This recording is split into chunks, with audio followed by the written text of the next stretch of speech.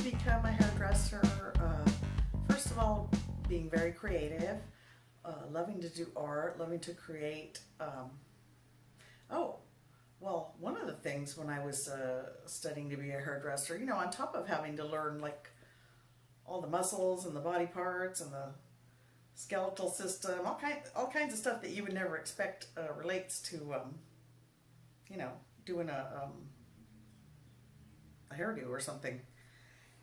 And so, yeah, you have to know a lot. You have to learn a lot. Um, some of that was, lots of studying. Uh, I think one of the days where I really thought that I was not going to be that good at it was the day that we had to learn how to do a perm.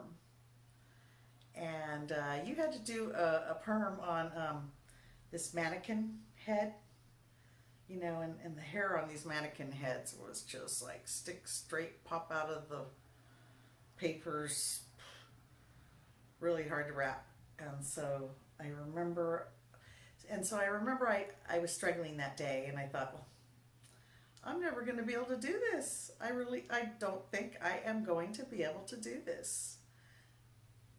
I could not get that hair to wrap around the roller. And, I guess it's a story of perseverance, because then my friends were around, and, the beauty school, I made good friends there, really lovely people. And they would say, well, lipstick on my teeth, I hope. Anyway, so I had these friends there, and they were very encouraging.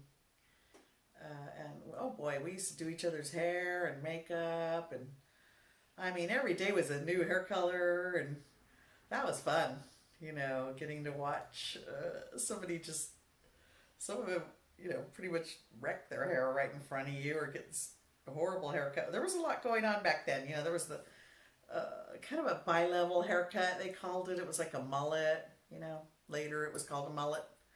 And so, but there was a lot going on in the salon industry at that time, where, oh boy, I remember going to those old hair shows from way back when, and there would only be like maybe, 3 or 4 different kinds of hairspray. And then, over through the years, you walk into the beauty shows and you're just overwhelmed with too much stuff. I mean, I have a problem when there's too much of a choice. I don't know about,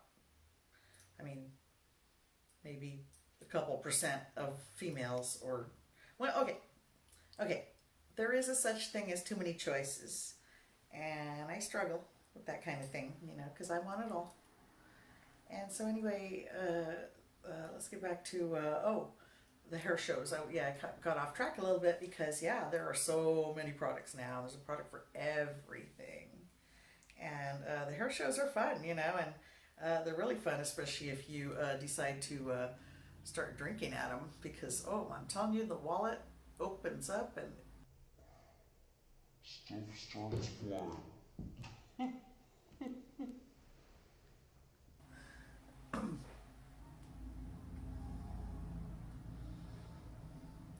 Yeah, so with so many choices at the hair show, I mean, what choice do you have but to just have a cocktail there, and before you know it, the wallet is flinging open, and yeah, it can get quite ugly.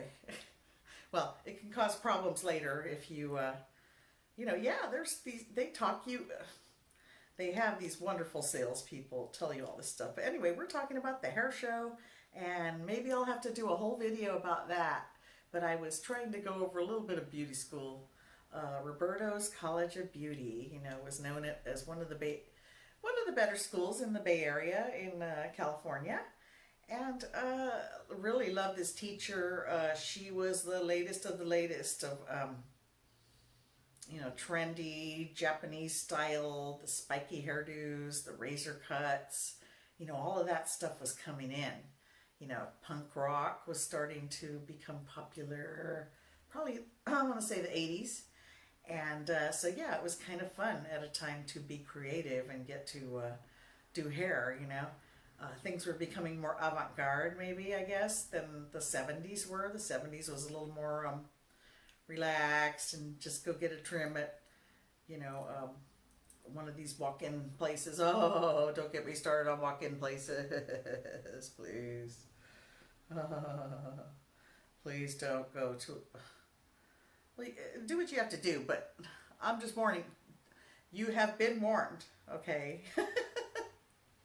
Just make an appointment with somebody that's good. You know, it will really benefit you more so than. Anyway, if you could just listen to one word of advice, that's the one that I. And a good hairdresser is hard to find because they're booked up.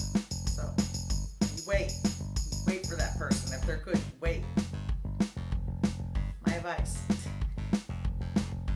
And don't get me started about going to hairdressers whose hair looks good or ever.